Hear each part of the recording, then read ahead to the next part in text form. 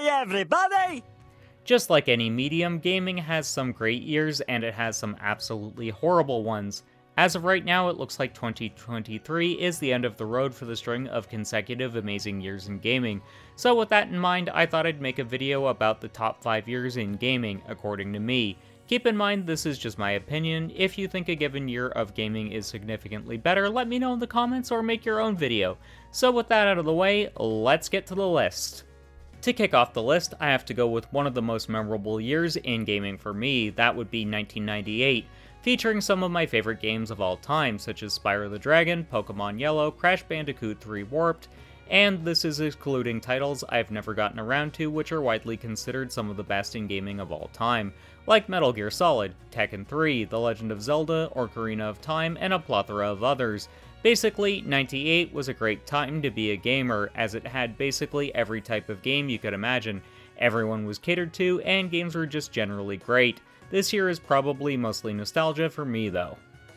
I know this year is going to seem controversial, but you had Virtua Fighter 5, MotorStorm for Western audiences, Persona 3, Heavenly Sword, Folklore, Ratchet & Clank Future Tools of Destruction, Uncharted Drake's Fortune, and a whole host of other amazing titles. While a lot of people see 2007 as a super weak year, I disagree. It's actually a year I have very fond memories of gaming. This was when I bought my 80GB PS3, which was the first console I ever bought fully with my own money, so for that reason alone, it's special. The fact it has games that really impacted me as a gamer also matters a lot to me. I don't think I'd be as into JRPGs as I am if it weren't for Folklore. And while I didn't play Virtua Fighter 5 at the time of its launch, as I got into fighting games later, I did enjoy MotorStorm for what it was as well.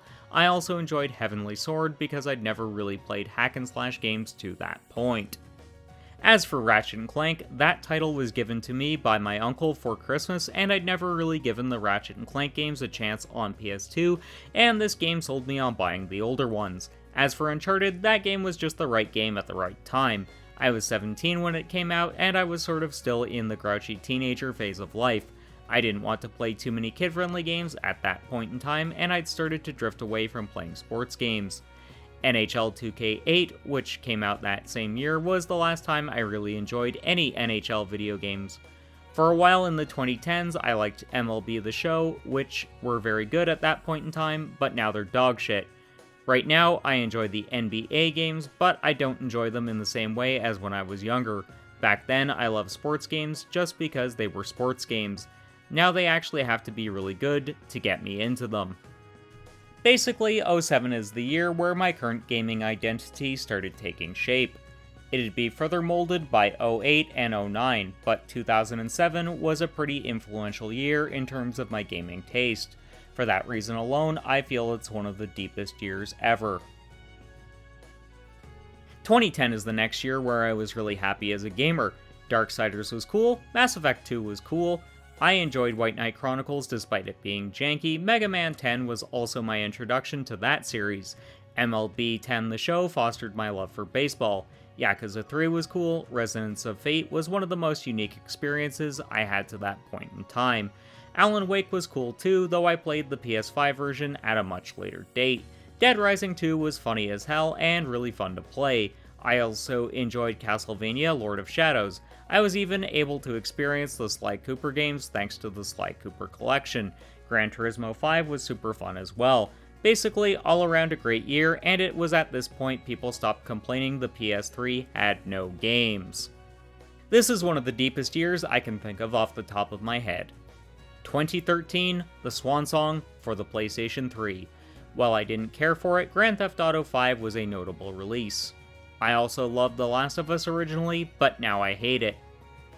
Anyways, that's beside the point. You also had Ni no Kuni, Wrath of the White Witch, Sly Cooper, Thieves in Time, Dead or Alive 5 Plus and Ultimate in the same year, Injustice Gods Among Us, Tales of Xillia, Ratchet & Clank Into the Nexus, Ys Memories of Celceta, plus the PS4 and Xbox One launch window titles. All around, a pretty good year. For our final entry, we're going to look at 2020. Funny how the penultimate and the finale of this list are both swan songs for their respective generations. Anyways, you had the divisive The Last of Us Part 2. Personally, I feel fuck that game, but people love it. You also had Ghost of Tsushima, Ori Will of the Wisps, The Legend of Heroes Trails of Cold Steel 4, Sakura Wars, Crash Bandicoot 4, It's About Time, Yakuza Like a Dragon, Bugsnax, Demon's Souls, Spider-Man Miles Morales, and many, many more current-gen launch titles. This year was simply amazing, even if it sucked. It's one of the best years in gaming ever. So those were just some of the years I feel were the best in gaming. What years are on your list? Let me know in the comments. 2 of my previous videos will be popping up on screen now. One's why 2023 is the year of Nihon Falcom, and the other is one YouTube thinks you'll enjoy. Until next time, keep blazing that trail.